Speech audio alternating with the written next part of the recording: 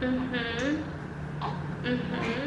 okay? Hey guys, what's up? Welcome back to the channel. It's Kanisha Lachey. So in today's video, I'm going to be talking about my first month as being a first-time mom. So if you're interested in that topic, then just continue to watch. So you guys, I'm a straight mother. I am a straight mama. Oh my god. Like, hearing that and actually being in this role is just so wild to me, because I'm being completely transparent with y'all. I just thought that, you know, I'll be in a different place in my life before I have kids, you know, because it's like certain things you want to establish before you have kids and all that stuff. So like career-wise, financial, and be in a house and all that stuff. But honestly, it's like, it matters, but it don't matter. As long as you have a place for the baby to lay their head at night, she got clothes on her back, food in her stomach, your partner, y'all gonna be okay. And that's something I definitely have learned. I thank God, because we're not like struggling or can't handle it, so I thank God. But my overall feelings it's been good. Like, of course I had those moments where I'm like, oh my god, I'm tired, and that's really just been my only complaint, would be like, I'm just tired and sleepless nights, and that's it. But other than that, like, I literally be here chilling. Me and her, she's starting to talk now. She's starting to like kick and move and everything now. So girl talk all the time. It's just been more so of me coaching Dexter through and teaching him, you know, what to do, what sounds to look for when she cries and things like that, because he's not used to babies at all. So just teaching him and kind of just showing him the ropes has been good. He's been doing really good with her. He's trying his best. That's all I can ask for. Like at night, he helped me with her, like bottle feed and everything, because at first I was just strictly just nursing her, but I was getting to the point where I was like just so tired at night. Those first couple weeks was a lot. So maybe like the third-ish week I started pumping more frequently, so he can feed her at night and help me with her at night, so I don't have to get up all the time with her. Because at first it was just me just nursing her, and that was, oh Lord Jesus, y'all. So that brings me to my first question. Nursing her, oh baby, that first week, y'all, let me tell you, I sat there and cried, she sat there and cried, we cried together. We cried together because it was difficult. I mean, I'm fine, I got the hang of it now, but them first couple days, y'all, I couldn't, like, it was painful to the point like I was curling my toes when she was latching on.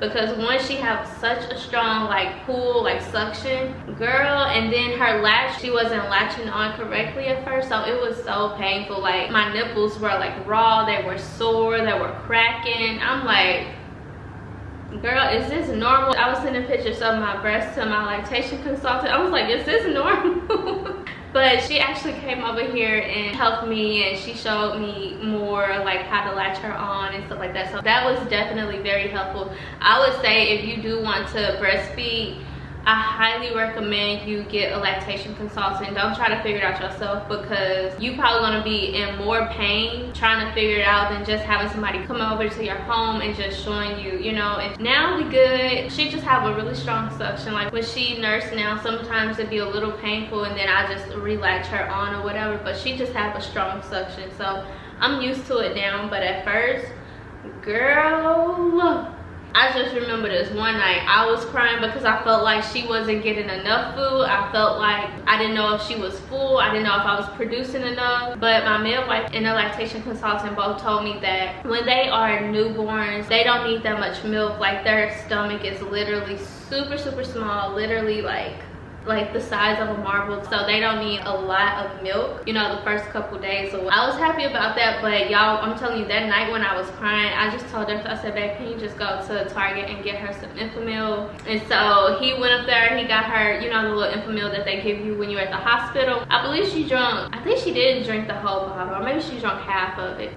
So we had got this one. She only drank one. When she drank that, she went to sleep. She was fine. I was like, but that was the only time I gave her formula. Everything else just been my breast milk. I'm happy now that I learned, and you know, I read a lot about breastfeeding and things like that. And also just trying, even if it's hard, I would say before you up and quit, give it a good 6 weeks. Try to get through that pain, get through that first couple weeks, because I honestly feel like the first couple weeks were super challenging for me, because you know, the breast the nipples getting pulled on and sucked on so much, and that hurt. So just give it like a couple weeks before you just up and quit and really try, because for me, I love the benefits of nursing and everything. So, but it's nothing wrong with formula. Don't make people make you feel bad if if you decide not to do it. It's nothing wrong with formula at all. So another thing for me was engorged breast. You guys, so having my breasts feel like rocks, them just being heavy, them feeling really hard, it was painful. I was like, oh my God. Like, I'm telling you guys, the first 2 weeks was like just so eye-opening for me, and just really getting me used to breastfeeding. And so yeah, like knowing what to do with that and how to relieve my breasts and all that stuff. Whew. Like now I need to like pump because they feel like super heavy. But like you'll start knowing the things you need to do when they happen. But the engorged breast, girl, baby. Taking care of her, honestly, because like I said, I'm used to babies. I'm not intimidated by babies. And so just being here, holding her, cuddling her, and just being like a mom, I feel like it comes natural to me. So doing this whole role as a mom isn't like really new to me. It's true to me, girl. It's in me. No, I'm kidding. I'm trying to think of anything in particular that's just been easy. Everything right now, like I thank God I haven't ran into anything that I'm like, oh my God, just the nursing part. But other than that, no. Are you okay, Miss Ma'am? Huh? Hi.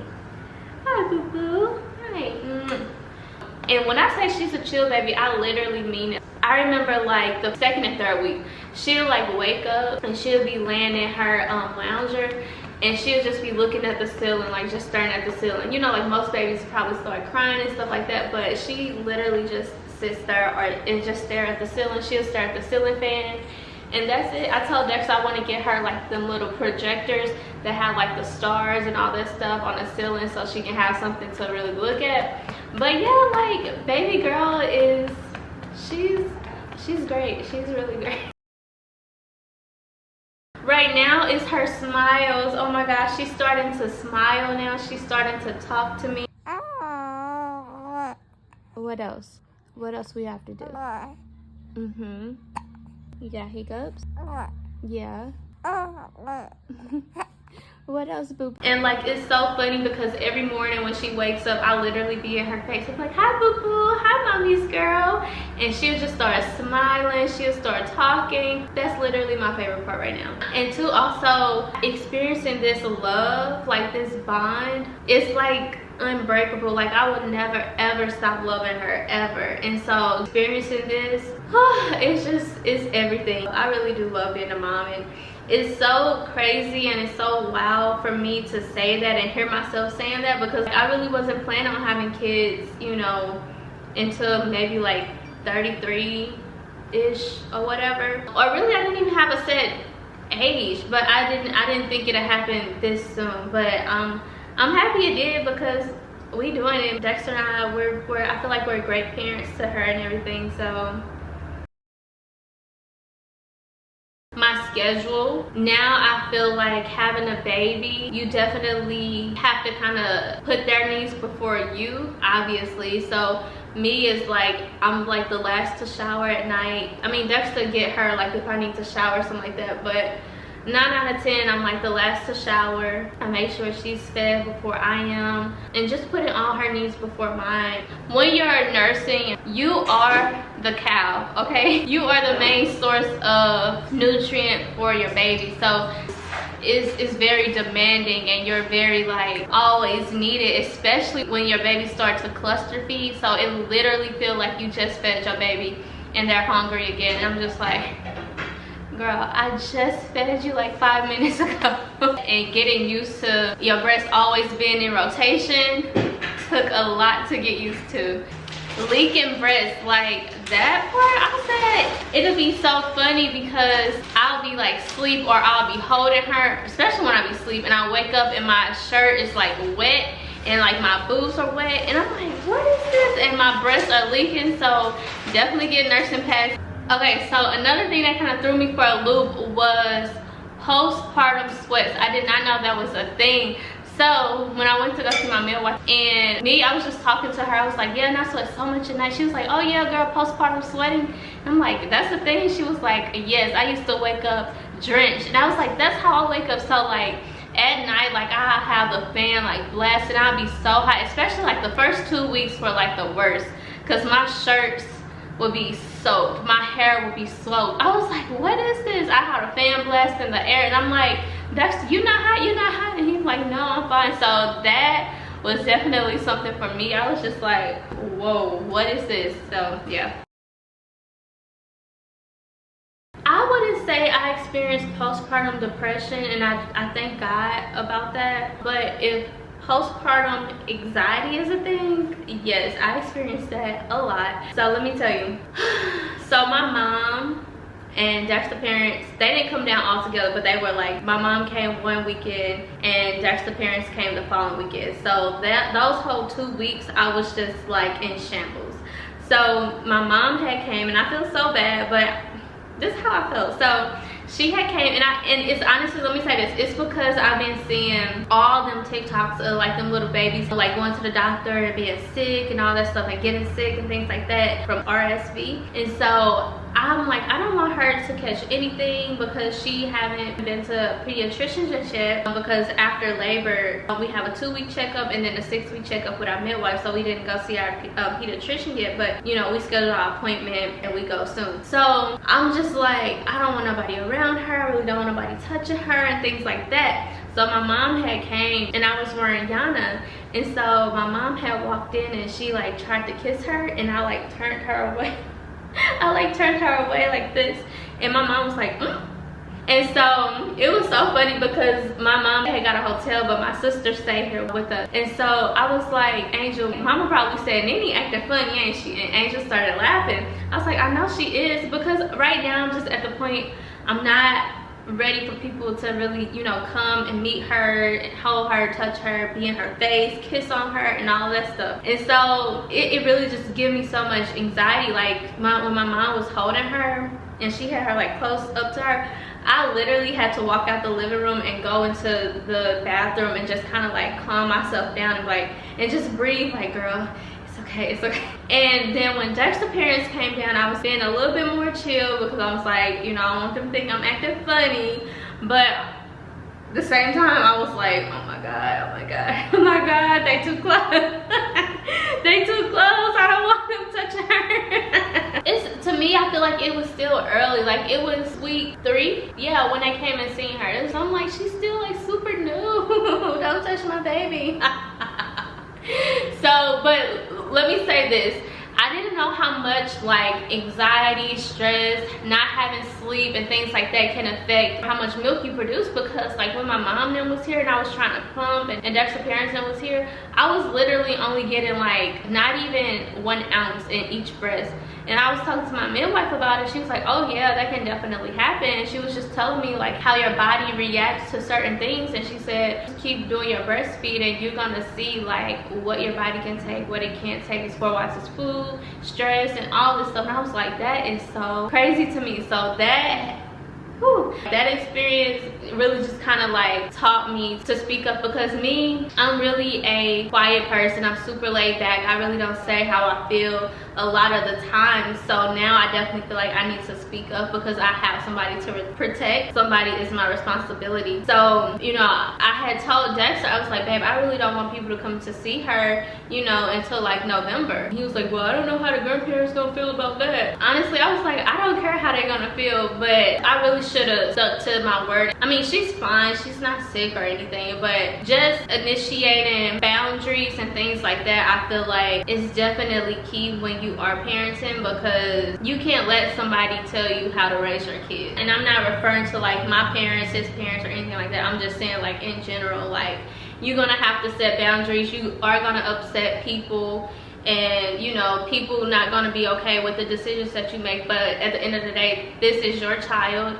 God forbid your child gets sick and you the one who's going to have to be up with them, going to have to take them to the doctor, and not nobody else. This is your responsibility. And so for me, I take that very seriously. This is just a tip for all of us first time moms and new parents. Don't be afraid to set boundaries with people. I don't care if it's friends, your family, whomever. Like, do not be afraid, because like I said, at the end of the day, this is your baby. So because I don't play about this one here, I don't play about this one here. Okay.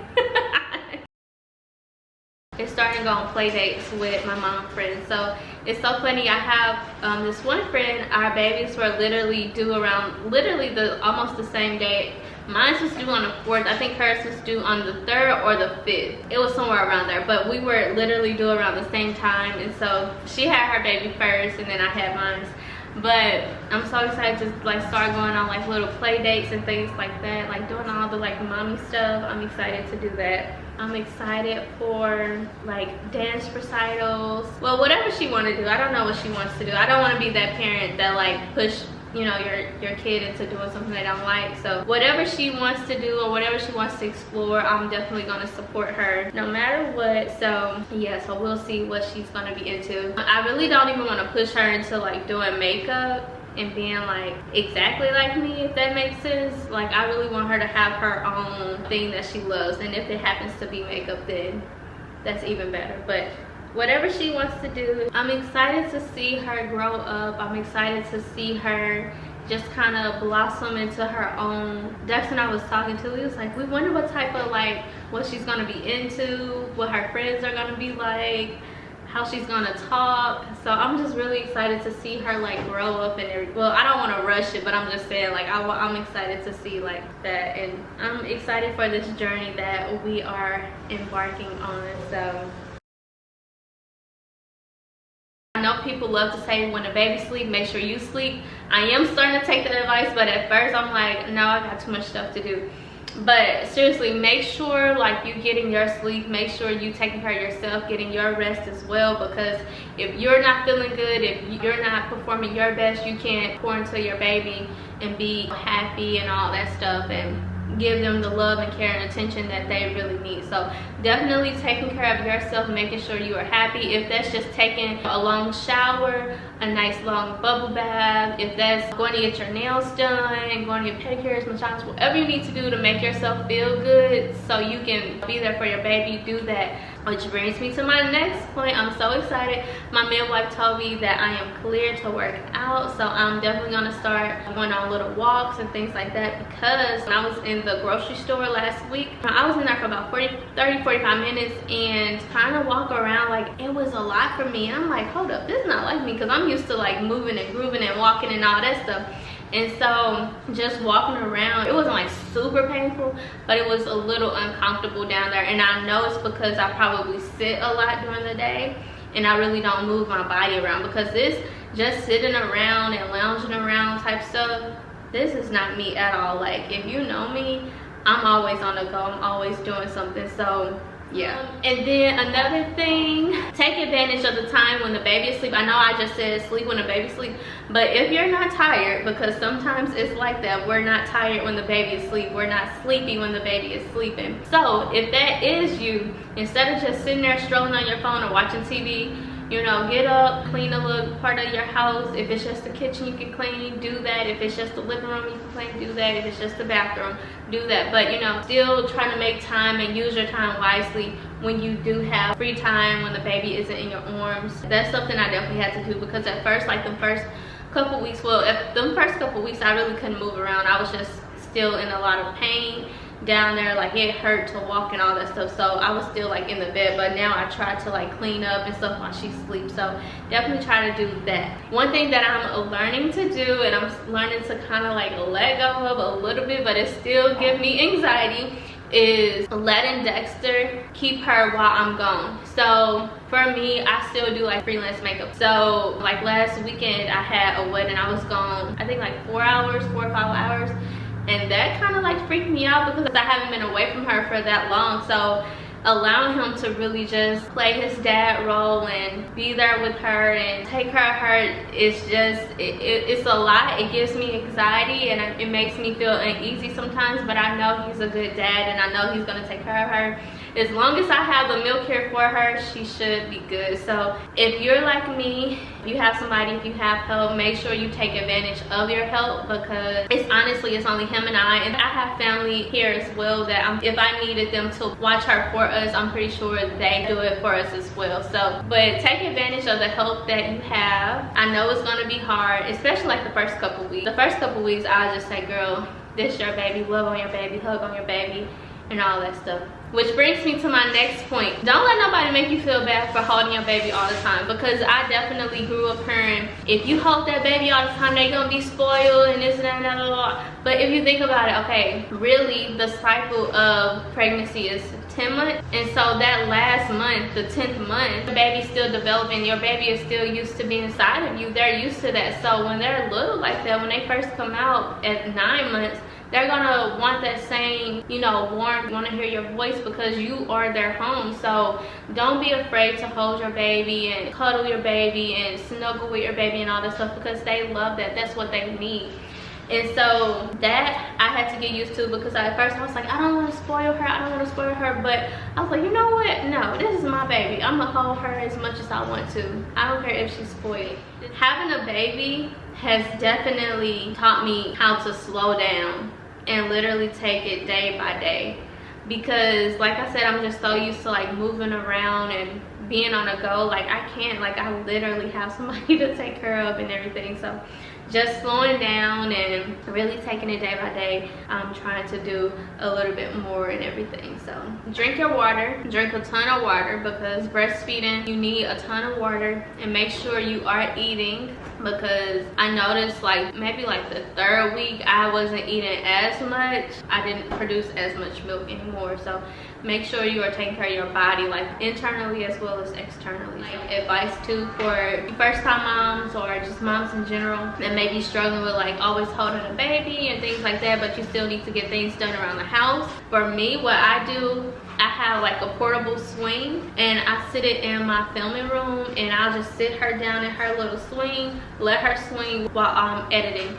And that works good. So you just have to find like little things like that where you can still do what you need to do, but also your baby is okay. I would highly recommend maybe a bouncer or a portable swing, or even if you have a swing but you can still be close by and see your baby and they can see you, do that. But you know, definitely try to still do what you have to do too, and don't just be constricted to just holding your baby in your arms all day and can't do anything. Definitely try to get stuff done, because you would look up and it's already 5 p.m. So trust me, I did that a few times. I was like, no, I gotta do something, I gotta get up, I can't just keep sitting here. So that has been so helpful for me too.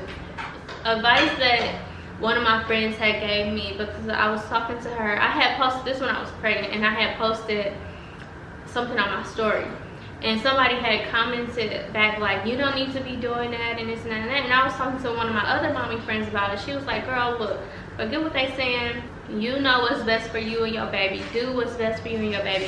And that's literally the best advice I received, and that's the advice I'm gonna tell y'all.